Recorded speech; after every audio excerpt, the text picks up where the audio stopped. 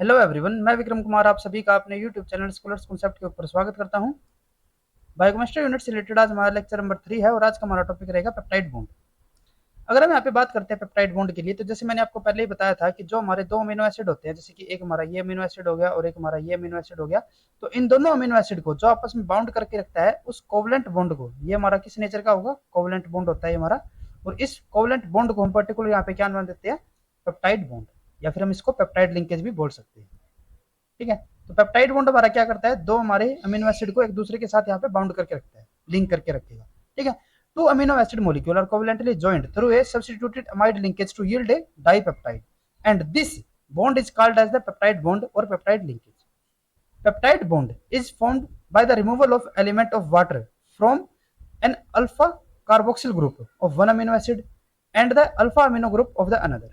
अब यहाँ पे क्या है कि जैसे कि एक हमारा ये पर्टिकुलर अमीनो एसिड हो जाता है और एक हमारा ये वाला अमीनो एसिड है, तो इनके बीच में क्या होता है कि जो हमारा फर्स्ट वाला अमीनो एसिड है इसका तो जो हमारा कार्बोक्सिल ग्रुप है, जैसे कि ये हमारा कार्बोक्सिल ग्रुप हो गया, और दूसरा जो हमारे यहाँ पे अमीनो एसिड है उसका जो हमारा अमीनो ग्रुप है, ये दोनों यहाँ पे क्या करेंगे, ये हमारे यहाँ पे कोवलेंट बॉन्ड की फॉर्मेशन करते हैं जो कि हमारा पेप्टाइड बॉन्ड होता है। तो यहाँ पे क्या होता है कि जो हमारा ये कार्बोक्सिल ग्रुप है इसका जो हमारा ये OH ग्रुप होता है, ये हमारा रिएक्ट करता है जो हमारे यहाँ पे अमाइड ग्रुप का, जो हमारा अमीनो ग्रुप है यहाँ पे दूसरा अमीनो एसिड का, उसका जो हमारे यहाँ पे हाइड्रोजन होगा उसके साथ रिएक्ट करेगा, और इसके साथ रिएक्ट करके ये यहाँ पे हमारा H2O की फॉर्मेशन करके ये हमारा यहाँ से बाहर निकल जाता है। ठीक है। तो जब यहाँ से H2O हमारा निकल जाएगा तो हमारे यहाँ पे क्या रहता है कि जो हमारा यहाँ पे ये CO हो गया, ठीक है, जैसे कि आप यहाँ पे देख सकते हो ये हमारा CO हो गया, और नेक्स्ट वाले का हमारे यहाँ पे जो NH है, इन दोनों के बीच में हमारे यहाँ पे बॉन्ड की फॉर्मेशन होती है, और इस पर्टिकुलर बॉन्ड को हम यहाँ पे क्या नाम देते हैं, पेप्टाइड बॉन्ड। ठीक है। तो जो हमारा यहाँ पे ये C और N के बीच में जो हमारा यहाँ पे बॉन्ड रहता है इसको हम क्या नाम देते हैं, पेप्टाइड बॉन्ड। ठीक है। अब क्या है, peptide bond formation is an example of condensation reaction. जो हमारी ये यहाँ पे रिएक्शन होती है, क्योंकि हमारे यहाँ पे H2O रिलीज होता है तो इसीलिए हमारे यहाँ क्या होता है, कंडेंसेशन रिएक्शन होती है ये। ठीक है। And hydrolysis of a peptide bond is an exergonic reaction. और जब हमारे यहाँ पे अगर हमारा कोई पेप्टाइड बॉन्ड है और उसकी हमारे यहाँ पे अगर क्लीवेज हो रही है, ठीक है, जैसे कि अगर हम यहाँ पे देख सकते हैं, ये हमारा यहाँ पे जब ये हमारा कन्वर्ट होगा वापस से हमारे दो अमीनो एसिड की यहाँ पे फॉर्मेशन करता है, तो उस टाइम पे हमारा क्या होगा, यहाँ पे H2O हमारा रिलीज होता है। ठीक है। और जो हमारे यहाँ पे H2O रिलीज होगा, सॉरी ये हमारे यहाँ पे ऐड होगा, ठीक है, जब हमारे ये दोनों अलग होंगे, तो जब यहाँ पे हमारा H2O रिलीज ऐड होता है तो हमारे यहाँ पे दो अलग अलग हमारे फिर से अमीनो एसिड की फॉर्मेशन होती है, और जो हमारी ये रिएक्शन होती है वो हमारी कैसे होती है, एक्सर्गोनिक। ठीक है। तो यहाँ पे आप देख सकते हो कि ये जो हमारी यहाँ पे रिएक्शन हो रही है ना, अगर हम यहाँ पे कंडीशन को ऑप्टिमम बना के चलते हैं तो ये हमारी जो रिएक्शन होती है वो हमारी इक्विलिब्रियम में रहेगी। इक्विलिब्रियम का मतलब क्या होगा, जब ये हमारे एक दूसरे के साथ यहाँ पे रिएक्ट करते हैं तो जो हमारे यहाँ पे H2O रिलीज होएगा, ठीक है, ये हमारे यहाँ से रिलीज हो गया, तो रिलीज होने पे क्या होगा कि हमारे यहाँ पे पेप्टाइड बॉन्ड की फॉर्मेशन होती है, और अगर हम यहाँ पे ऑप्टिमम कंडीशन के अंदर अगर H2O इसको प्रोवाइड करवा देते हैं तो ये हमारे यहाँ पे क्लीव होकर हाइड्रोलिसिस के थ्रू यहाँ पे हमारे दोनों अमीनो एसिड दोबारा से हमारे यहाँ पे फॉर्मेशन हो जाएगी उनकी। ठीक है। अब अगर मैं यहाँ पे डिफरेंट टर्मिनोलॉजी लेके चलते हैं, जैसे कि हमारे एक डाइपेप्टाइड होता है, एक ट्राइपेप्टाइड होता है और एक हमारा टेट्रापेप्टाइड होता है। मल्टीपल हमारे यहाँ पे फर्दर और भी हो सकते हैं, लेकिन यहाँ पे हम इसको यहाँ पे कंफ्यूजन को समझते हैं। अब कई बार क्या होता है कि जैसे हम यहाँ पे डाइपेप्टाइड बोल रहे हैं, तो डाइपेप्टाइड का मतलब कई बार हम क्यों समझते हैं कि डाइपेप्टाइड यहाँ पे अगर हम बोल रहे हैं तो उसका मतलब हम यूँ समझते हैं कि हमारे यहाँ पे दो पेप्टाइड बॉन्ड होंगे। एक्चुअल में ऐसा नहीं होता। डाइपेप्टाइड का मतलब क्या होगा कि हमारे यहाँ पे जो डाई है, डाई हमारा किसको रिप्रेजेंट कर रहा है, अमीनो एसिड को। तो इसका मतलब क्या होगा कि हमारे यहाँ पे दो हमारे अमीनो एसिड होंगे, और दो अमीनो एसिड के बीच में जो हमारे यहाँ पे बॉन्ड होगा वो कितना होगा, एक ही हमारा पेप्टाइड बॉन्ड होगा। ठीक है। यानी कि डाइपेप्टाइड क्या होगा, formed by the joining of to amino acid through one peptide bond. यानी कि अगर हमारा डाइपेप्टाइड है तो डाइपेप्टाइड के अंदर हमारे यहाँ पे दो अमीनो एसिड होंगे और वो हमारे एक ही पेप्टाइड बॉन्ड के थ्रू एक दूसरे से बाउंड रहते हैं। अगर मैं यहाँ पे बात करूँ ट्राइपेप्टाइड की, तो ट्राइपेप्टाइड के अंदर क्या होगा, जैसे कि एक हमारा ये अमीनो एसिड, एक हमारा ये अमीनो एसिड और एक हमारा ये, जैसे मैंने आपको बताया ना कि जो हम यहाँ पे ट्राई वर्ड अगर हम यूज कर रहे हैं तो हम किसके लिए यूज कर रहे हैं, वो अमीनो एसिड के लिए। तो अगर हम यहाँ पे ट्राइपेप्टाइड बोल रहे हैं तो ट्राइपेप्टाइड का मतलब क्या हो गया कि हमारे यहाँ पे तीन हमारे अमीनो एसिड होंगे और ये हमारे एक दूसरे से दो पेप्टाइड बॉन्ड के थ्रू एक दूसरे से बाउंड रहते हैं। ठीक है। तो यानी कि ट्राइपेप्टाइड के अंदर हमारे जो टोटल पेप्टाइड बॉन्ड होते हैं वो हमारे कितने होंगे, 2। और इसी तरीके से अगर हम टेट्रापेप्टाइड की बात करें तो टेट्रापेप्टाइड के अंदर हमारे जो अमीनो एसिड होंगे वे हमारे कितने होते हैं, 4, और जो हमारे पेप्टाइड बॉन्ड होंगे वे हमारे कितने होते हैं, 3। ठीक है। और ये हमारी लीनियर स्ट्रक्चर के लिए होगी। अगर हमारा कोई सर्कुलर यहाँ पे पॉलीपेप्टाइड होता है, जैसे कि अगर हम यहाँ पे सपोज करके चल रहे हैं कि हमारा ट्राइपेप्टाइड है, और ट्राइपेप्टाइड के अंदर हमारा जो ये पॉलीपेप्टाइड है वो हमारा सर्कुलर है, तो सर्कुलर में क्या होगा कि यहाँ पे हमारे जो अमीनो एसिड के नंबर होंगे वे भी हमारे कितने होंगे, 3 होंगे, और जो हमारे यहाँ पे पेप्टाइड बॉन्ड के नंबर होंगे वे भी हमारे कितने होंगे, 3 होंगे। ठीक है। तो यानी कि हमारे 3 ही पेप्टाइड है बॉन्ड होंगे यहाँ पे और 3 ही हमारे यहाँ पे अमीनो एसिड हो जाते हैं। ठीक है।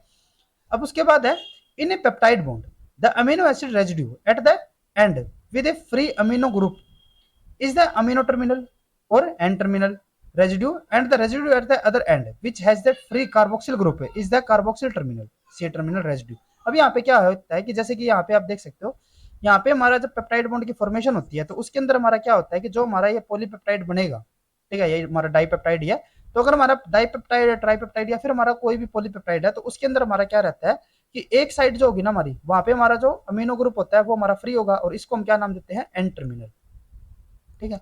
और जो यहाँ पे हमारा दूसरे वाला एंड होगा इसको हम क्या नाम देंगे यहाँ पे कार्बोक्सी टर्मिनल, ठीक है, या फिर सी टर्मिनल, ठीक है।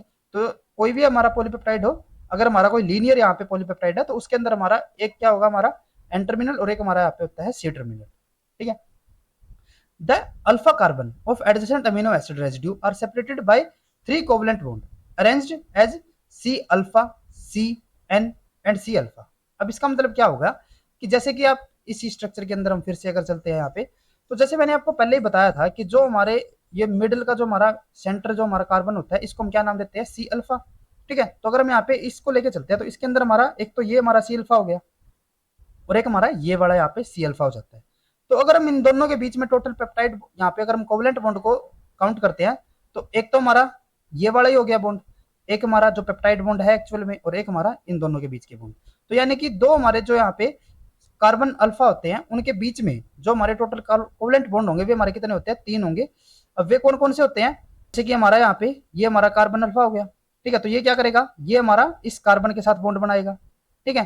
जैसे कि अगर हम इसको यहाँ पे ऐसे भी स्ट्रक्चर को बना के चलते हैं, ये हमारा सी अल्फा हो गया, तो ये हमारा इस तरीके से हमारा OH होता था, ठीक है। तो अब यहाँ पे हमारा क्या हुआ, ये हमारा इस तरीके से हमारा इनके बीच में हमारी बॉन्ड की फॉर्मेशन हो जाती है। तो जो हमारे यहाँ पे OH था वो तो हमारे यहाँ से रिलीज हो गया था, तो यहाँ पे क्या हो गया था हमारा N के साथ ये जुड़ गया था, ठीक है, और यहाँ पे फिर से हमारा क्या हो गया कार्बन अल्फा। तो इस तरीके से हमारे यहाँ पे क्या होगा कि हमारा पहले तो कार्बन अल्फा और कार्बन के बीच में हमारा बॉन्ड होगा, एक हमारा पेप्टाइड बॉन्ड ही होता है ये, और एक हमारा जो N जो हमारा नेक्स्ट वाला ये अमीनो एसिड हो गया, तो इसका जो हमारा नाइट्रोजन और कार्बन अल्फा के बीच का हमारा बॉन्ड रहता है, ठीक है। अब इनके हम डिफरेंट नाम देते हैं जैसे कि आगे हम देखेंगे। अब क्या है the peptide bond is rigid and planar. अब जो हमारा ये पेप्टाइड बॉन्ड होता है ना वो हमारा कैसा होता है रिजिड होता है, ठीक है, और वो हमारा कैसा होता है प्लेनर भी होता है, ठीक है।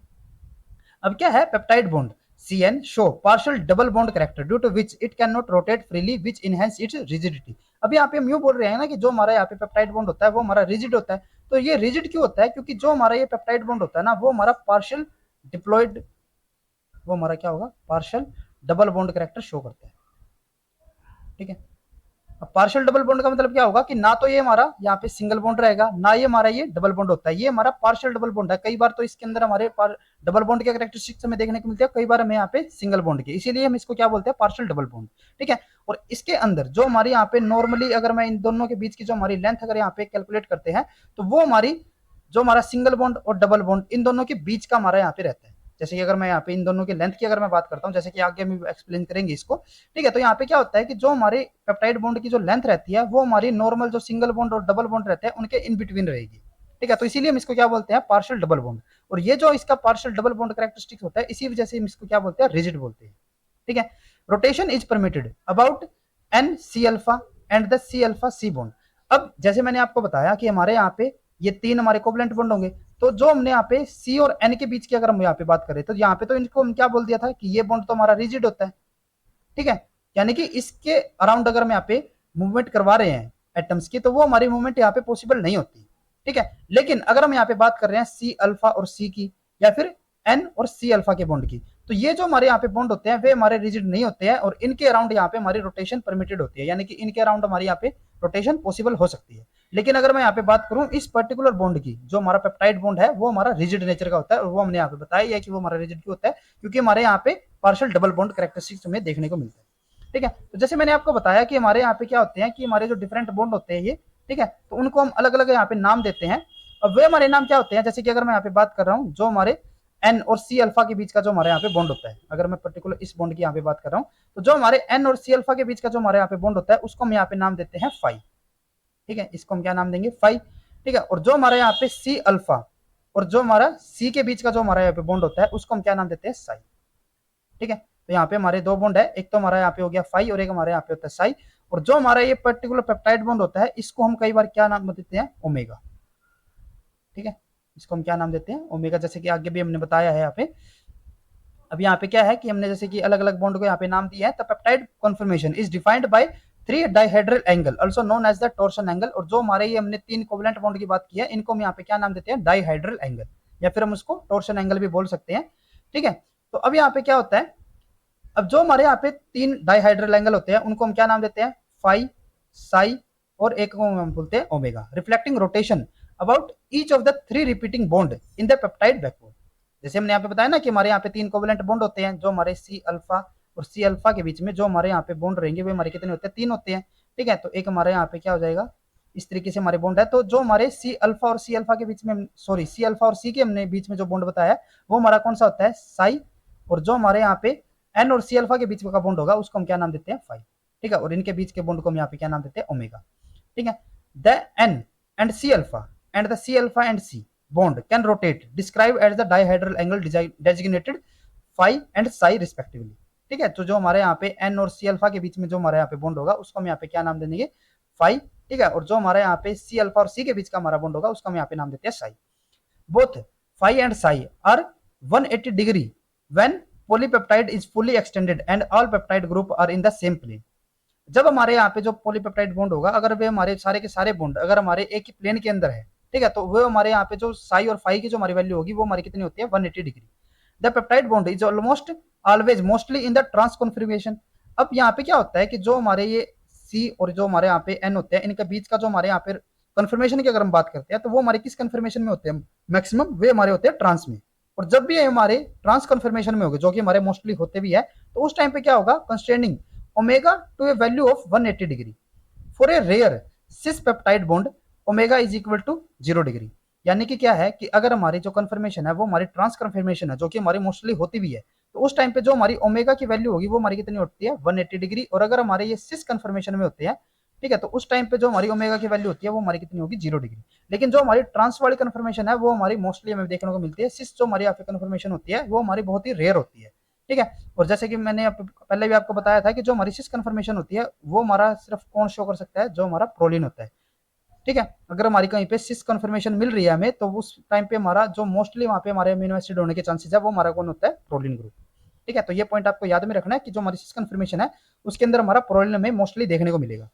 When many amino acid are joined the product is called as the polypeptide. जब हमारे बहुत सारे अगर अमीनो एसिड एक दूसरे के साथ मिल जाते हैं तो हम उसको क्या नाम देते हैं, पॉलीपेप्टाइड देते हैं। एंड प्रोटीन में have thousands of amino acid residue. और प्रोटीन हम किसको बोलते हैं, जिसके अंदर हमारे थाउजेंड्स ऑफ अमीनो एसिड हमारे एक दूसरे के साथ बाइंड हो जाते हैं। अब यहाँ पे हमारी दोनों चीजें हो गई। हम पॉलीपेप्टाइड के अंदर तो क्या बोल रहे हैं कि हमारे बहुत सारे पेप्टाइड जो होंगे, जो हमारे अमीनो एसिड होंगे, वे एक दूसरे के साथ बाइंड हो जाते हैं।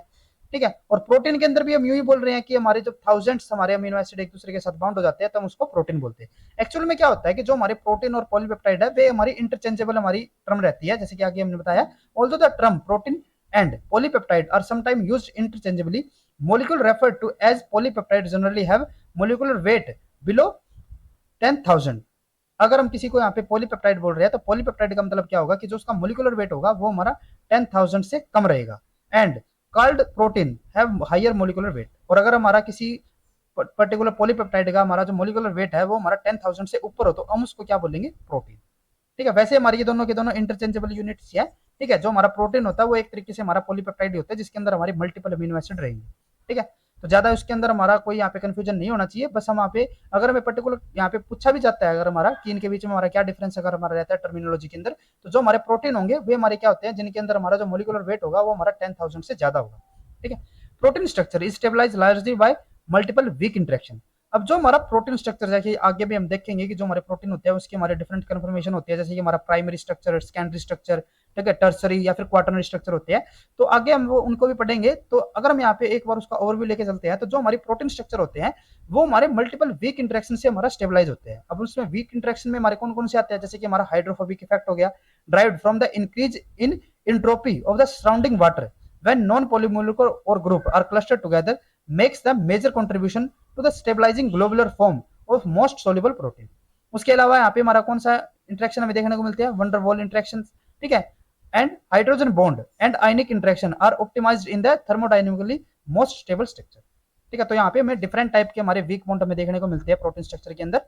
अब उसके बाद है कि अगर हम यहाँ पे बात कर रहे हैं जो हमारी सेकेंडरी स्ट्रक्चर होती है, प्राइमरी स्ट्रक्चर की अगर हम यहाँ पे बात करते हैं प्रोटीन की, तो प्राइमरी स्ट्रक्चर में हमारा कुछ नहीं होता। जैसे कि हमने यहाँ पे बताया था कि हमारे डिफरेंट हमारे जो अमीनो एसिड होते हैं वो एक दूसरे के साथ हमारे बाउंड होते हैं, बस यही हमारे यहाँ पे क्या होती है, हमारी जो प्राइमरी स्ट्रक्चर होगी। अब सेकेंडरी स्ट्रक्चर के अंदर क्या होता है कि जो हमारी ये लीनियर जो स्ट्रक्चर होती है वो हमारी एक पर्टिकुलर कन्फर्मेशन को यहाँ पे अडॉप्ट कर लेती है। जैसे कि अगर हम यहाँ पे बात करते हैं जो हमारी सेकेंडरी स्ट्रक्चर है, सेकेंडरी स्ट्रक्चर के अंदर हमारी जो मेजर यहाँ पे स्ट्रक्चर होती है वो हमारी होती है अल्फा हेलिक्स, ठीक है। और उसके अलावा एक हमारी यहाँ पे होती है बीटा कन्फर्मेशन। तो अगर हम यहाँ पे अल्फा हेलिक्स स्ट्रक्चर की यहाँ पे बात करते हैं तो अल्फा हेलिक्स स्ट्रक्चर कैसे होगी, जैसे कि अगर हम डीएनए की बात करें तो डीएनए के टाइप पे हमारा क्या होता था कि हमारी डबल हेलिकल स्ट्रक्चर होती थी, यहाँ पे हमारा सिंगल हेलिकल स्ट्रक्चर होगी अल्फा हेलिक्स। जैसे कि यहाँ पे अगर हम इसको बना के चलते हैं तो इस तरीके से हमारी यहाँ पे स्ट्रक्चर रहती है, ठीक है। तो इसमें क्या होता है the most prominent secondary structure. अब यहाँ पे आपको याद में रखना है कि जो हमारी अल्फा हेलिक्स या फिर जो हमारी बीटा कन्फर्मेशन होती है वो हमारी सेकेंडरी स्ट्रक्चर है, ठीक है। जो हमारे यहाँ पे मोस्ट प्रोमिनेंट सेकेंडरी स्ट्रक्चर होती है वो हमारी कौन कौन सी होती है, alpha helix and beta conformation and another common type is beta turn, और एक हमारे यहाँ पे होती है बीटा ट्रन, उसको भी हम आगे स्टडी करेंगे। आज हम यहाँ पे आज के लेक्चर में सिर्फ हम अल्फा हेलिक्स की यहाँ पे बात करेंगे, बीटा कन्फर्मेशन को हम कल के लेक्चर में स्टडी करेंगे, ठीक है। तो अभी यहाँ पे क्या है, the alpha helix is a common protein secondary structure. One turn of alpha helix consist of 3.6 residue. यहाँ पे रेजिड्यू का मतलब क्या है कि जो हमारे पॉलीपेप्टाइड होते हैं उनके अंदर हमारे जो अमीनो एसिड होते हैं उनको हम रेजिड्यू नाम बोलते हैं, ठीक है। तो यहाँ पे क्या है कि जब हमारे यहाँ पे एक टर्न कंप्लीट होता है, जैसे कि आप यहाँ पे देख सकते हो कि यहाँ पे हमारा एक टर्न कंप्लीट हो रहा है, तो जो हमारे यहाँ पे एक टर्न होता है उसके अंदर हमारे टोटल 3.6 रेजिड्यू यानी कि 3.6 हमारे अमीनो एसिड यहाँ पे आएंगे, ठीक है। अब क्या है, the length of one turn is about 5.4 angstrom. जैसे कि आप यहाँ पे देख सकते हो कि यहाँ पे जो हमारा एक टर्न का जो हमारा टोटल डिस्टेंस होता है वो हमारा कितना होता है 5.4 एंगस्ट्रॉम। अब यहाँ पे हमारे जो टोटल अमीनो एसिड थे वे हमारे कितने थे 3.6, ठीक है। और जो हमारा टोटल डिस्टेंस था वन टर्न का वो हमारा कितना था 5.4। तो यानी कि दो हमारे अमीनो एसिड के बीच का जो हमारा डिस्टेंस होता है वो हमारा कितना होता है 1.5 एंगस्ट्रॉम, ठीक है। It means that the distance between two amino acid residue is 1.5 angstrom. The right handed alpha helix is common form as compare to the left handed one. अब ये पॉइंट याद में रखने आपको, जो हमारे यहाँ पे अल्फा टर्न होते हैं ना, अल्फा हेलिक्स हमारे यहाँ पे जो स्ट्रक्चर होती है वो हमारी दो कन्फर्मेशन के अंदर हो सकती है, एक हमारी यहाँ पे होती है राइट हैंडेड और एक हमारी यहाँ पे होती है लेफ्ट हैंडेड। तो अगर हम इन दोनों को यहाँ पे कंपेयर करके चलते हैं तो जो हमारी right handed alpha helix structure होती है वो हमारी ज्यादा कॉमन रहेगी as compare to left handed. इसका मतलब क्या है कि जो हमारी राइट हैंडेड स्ट्रक्चर होती है अल्फा हेलिक्स की वो हमारी मोर स्टेबल होती है as compare to left handed. उसके अलावा alpha helix structure are more flex stable than the other conformation because internal hydrogen helix bond. अब हम यहाँ पे क्या कर रहे हैं कि जो हमारी अल्फा हेलिक्स स्ट्रक्चर होती है वो हमारी मोर स्टेबल होती है जो हमारी बाकी की कन्फर्मेशन हो, जैसे कि हमारी जो बीटा कन्फर्मेशन या फिर जो हमारी दूसरी टाइप की हमारी जो अल्फा हेलिक्स के डिफरेंट टाइप होते हैं, तो उनमें से जो हमारी यहाँ पे अल्फा हेलिक्स जो हमारी स्ट्रक्चर होती है वो हमारी ज्यादा स्टेबल होती है। क्यों होती है, क्योंकि हमारे यहाँ पे इंटरनल हाइड्रोजन बॉन्ड हमारे यहाँ पे बनते हैं, ठीक है। The structure is stabilized by hydrogen bond between the hydrogen atom attached to the electronegative nitrogen atom of the peptide linkage and the electronegative carbonyl oxygen atom of the fourth amino acid on the amino terminal side of the peptide bond। अब यहाँ पे क्या होता है कि जो हमारे ये हाइड्रोजन बॉन्ड की फॉर्मेशन होती है वो हमारे किसके बीच में होती है, जो हमारे अमीनो एसिड है ना, जैसे कि यहाँ पे हम सपोज करके चलते हैं एक हमारा ये अमीनो एसिड हो गया, एक ये हो गया और एक हमारे ये, तो जो हमारे ये बीच के हमारे दो अमीनो एसिड को अगर हम यहाँ पे छोड़ देते हैं तो जो हमारा ये वाला अमीनो एसिड है फर्स्ट जो हमारा यहाँ पे अमीनो एसिड होगा, ठीक है, तो उसके ये हमारा अमीनो एसिड और इस अमीनो एसिड के बीच में हमारे यहाँ पे क्या होगा, एक हमारे हाइड्रोजन बॉन्ड की फॉर्मेशन होती है, ठीक है। और वो हमारे किसके बीच में होती है, electronegative nitrogen atom of the peptide linkage and the electronegative carbonyl oxygen atom of the fourth amino acid. जो हमारे यहाँ पे इनके बीच में जो हमारे यहाँ पे पेप्टाइड बॉन्ड बनता है ना, जैसे कि हमने क्या बताया था कि जो हमारा पेप्टाइड बॉन्ड बनता है उसके अंदर क्या होगा कि हमारे यहाँ पे ऑक्सीजन हो गया, यहाँ पे हमारा कार्बन सॉरी ये हमारा यहाँ पे क्या हो जाएगा नाइट्रोजन, यहाँ पे हमारा फिर से कार्बन अल्फा और यहाँ पे हमारा कार्बन अल्फा, ठीक है। तो यहाँ पे क्या होता है कि जो हमारा ये ऑक्सीजन है और जो हमारा ये नाइट्रोजन के साथ हमारा यहाँ पे ऑक्सीजन हाइड्रोजन हमारे यहाँ पे बाइंड होता है, तो इन दोनों के बीच में हमारे यहाँ पे क्या होता है, एक हमारा हाइड्रोजन बॉन्ड की फॉर्मेशन होती है। अब यहाँ पे यूं नहीं है कि एक हमारा जो पेप्टाइड बॉन्ड है ना इसी का हमारा ये ऑक्सीजन हो गया और इसी का हमारे यहाँ पे हाइड्रोजन हो गया, ऐसा नहीं होगा। जैसे मैंने आपको बताया कि हमारे यहाँ पे क्या है कि हमारे जैसे कि एक हमारा ये पर्टिकुलर अमीनो एसिड हो गया, ठीक है, तो इसके हमारे यहाँ पे क्या मिलेगा, हमें ऑक्सीजन मिलेगा ना जो हमारा पेप्टाइड बॉन्ड होगा, ठीक है। अब एक हमारा ये वाला सेकंड और ये हमारा फोर्थ जो यहाँ पे आएगा, तो इसका जो हमारे यहाँ पे नाइट्रोजन का जो हमारा हाइड्रोजन एटम होगा, तो इन दोनों के बीच में हमारे यहाँ पे क्या होता है, हमारे यहाँ पे एक हाइड्रोजन बॉन्ड की फॉर्मेशन होती है, ठीक है। तो इनके बीच में हमारे यहाँ पे यानी कि फोर्थ वन जो हमारे यहाँ पे अमीनो एसिड होगा उसके साथ हमारे यहाँ पे क्या होता है, एक हाइड्रोजन बॉन्ड की फॉर्मेशन होती है। In the alpha helix every peptide except those close to the each end of the helix participate in such hydrogen bonding. अब यहाँ पे क्या होता है कि जो हमारे अल्फा हेलिक्स स्ट्रक्चर होते हैं तो उसके अंदर हमारे जितने भी अमीनो एसिड होते हैं वो हर एक अमीनो एसिड हमारे यहाँ पे क्या करते हैं, हाइड्रोजन बॉन्ड की फॉर्मेशन करते हैं, एक्सेप्ट जो हमारे बिल्कुल एंड पे होंगे, क्योंकि उनके पास किसी के साथ हाइड्रोजन बॉन्ड बनाने की जगह ही नहीं होगी। क्योंकि जो हमारे बिल्कुल एंड पे होंगे ना तो उनको भी तो किसी के साथ, हम यहाँ पे क्या कर रहे हैं कि जो हमारा फोर्थ वन अमीनो एसिड होगा ना उसके साथ ही हमारे हाइड्रोजन बॉन्ड बनाएंगे। अब फोर्थ वन क्योंकि हमारा वहाँ पे जो पॉलीपेप्टाइड है वही हमारे यहाँ पे खत्म हो गया तो उसके पास तो किसी के साथ हाइड्रोजन बॉन्ड बनाने की जगह ही नहीं बचती, तो इसीलिए जो हमारे एंड के ऊपर अमीनो एसिड होंगे वे हमारे हाइड्रोजन बॉन्ड यहाँ पे नहीं बनाते। ठीक है। An alpha helix can form in polypeptide consisting of either L और डी अमीनो एसिड। अब जो हमारे यहाँ पे अल्फा हेलिक्स स्ट्रक्चर बन रही है तो उसके अंदर हमारे एल अमीनो एसिड भी हो सकते हैं और हमारे डी अमीनो एसिड भी हो सकते हैं, लेकिन क्या रहता है, however all residue must be of one stereo isomeric series. अब यहाँ पे क्या है कि जो हमारे पॉलीपेप्टाइड हो ना, हम यहाँ पे क्या कर रहे हैं कि ये हमारा एल अमीनो एसिड का भी हो सकता है या फिर हमारा डी अमीनो एसिड का भी हो सकता है, लेकिन ऐसा नहीं होगा कि एक ही हमारे पॉलीपेप्टाइड के अंदर हमारे एल भी अमीनो एसिड हो और हमारे डी भी, इनका इंटरमिक्स हमारे नहीं मिलेगा वहां पे। या तो हमारे पूरे की पूरी पॉलीपेप्टाइड चेन जो होगी वो हमारी एल अमीनो एसिड की होगी या फिर हमारी डी अमीनो एसिड की होगी। ठीक है। जैसे कि आगे आपने बताया A D amino acid will disturb a regular structure consisting of L amino acid and vice versa. अगर हमारी कोई यहाँ पे चेन है एल अमीनो एसिड की और उसके अंदर अगर हमारा कोई एक डी अमीनो एसिड आ जाता है तो वो स्ट्रक्चर को क्या कर देगा, डिस्टर्ब कर देगा। ठीक है। The most stable form of an alpha helix consisting of D amino acid is the left handed. और अगर हमारा कोई यहाँ पे अल्फा हेलिक्स स्ट्रक्चर है और उसके अंदर हमारे सारे के सारे जो हमारे अमीनो एसिड है वो हमारे डी अमीनो एसिड है, तो वो हमारी कैसे स्ट्रक्चर को यहाँ पे अडॉप्ट करेंगे, लेफ्ट हैंडेड अल्फा हेलिक्स को। अब उसके बाद नेक्स्ट हम यहाँ पे बात करते हैं, each amino acid residue in the polypeptide has an intrinsic each amino acid residue in a polypeptide has an intrinsic propensity to form an alpha helix। अब हम यहाँ पे क्या कर रहे हैं कि जो हमारी अल्फा हेलिक्स स्ट्रक्चर होती है उसके अंदर हमारे जो अमीनो एसिड होंगे, ठीक है। अब यहाँ पे जरूरी नहीं है कि हम हमारे जितने भी अमीनो एसिड है हर एक अमीनो एसिड हमारे यहाँ पे इक्वली पार्टिसिपेट करे अल्फा हेलिक्स स्ट्रक्चर के अंदर। कुछ हमारे ऐसे अमीनो एसिड होंगे जो कि हमें अल्फा हेलिक्स कन्फर्मेशन के अंदर मोर कॉमनली हमें देखने को मिलेंगे। ठीक है। जैसे कि ये जो हमारे यहाँ पे अल्फा हेलिक्स स्ट्रक्चर होती है तो कुछ तो हमारे ऐसे अमीनो एसिड होंगे जो कि हमें यहाँ पे मोर कॉमनली हमें देखने को मिलेंगे। ठीक है। और कुछ हमारे ऐसे अमीनो एसिड भी होते हैं जो हमें यहाँ पे लेस कॉमनली देखने को मिलेंगे। ठीक है। तो यही हमने यहाँ पे बताया है कि जो हमारे अमीनो एसिड होते हैं ना, हर एक अमीनो एसिड की अपनी अलग से इंट्रिंसिक प्रोपेंसिटी होगी किसी भी अल्फा हेलिक्स स्ट्रक्चर के अंदर पार्टिसिपेट करने की। This propensity reflecting the properties of the R group. अब जब यहाँ पे हम कह रहे हैं कि कुछ हमारे ऐसे अमीनो एसिड है जो हमारे हाई प्रोपेंसिटी यहाँ पे शो करेंगे, कुछ हमारे लेस प्रोपेंसिटी शो करेंगे, तो वो हम किस अकॉर्डिंग कह रहे हैं, जो हमारा आर ग्रुप होता है उसके अकॉर्डिंग।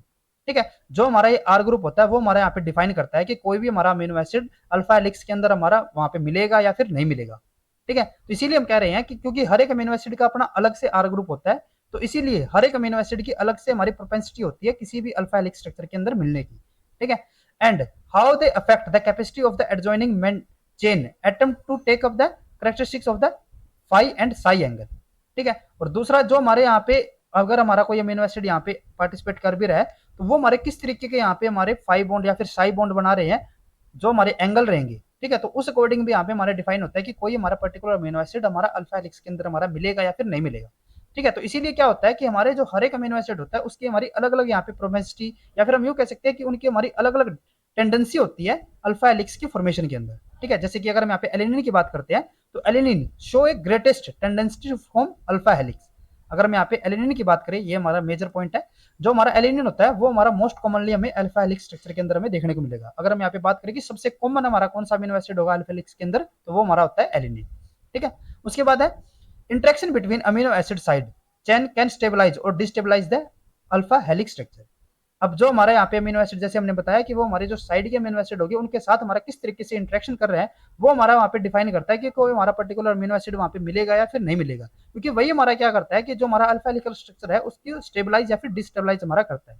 ठीक है। If A polypeptide chain has a longer block of glutamic residue. अब यहाँ पे आपको याद में रखना कि हम यहाँ पे ग्लूटामेट की या फिर ग्लूटामिक एसिड की अगर हम बात करें तो ग्लूटामिक एसिड हमारा कैसा होता है, चार्ज्ड अमीनो एसिड, और चार्ज में भी कैसा, जो हमारे एसिडिक यानी कि पॉजिटिवली चार्ज अमीनो एसिड होगा। ठीक है। तो इसकी जो हमारी साइड चेन होती है उसके ऊपर हमारा चार्ज होता है, पॉजिटिव चार्ज। ठीक है। If A polypeptide chain has a long block of glutamic residue this segment of chain will not form alpha helix at the pH 7।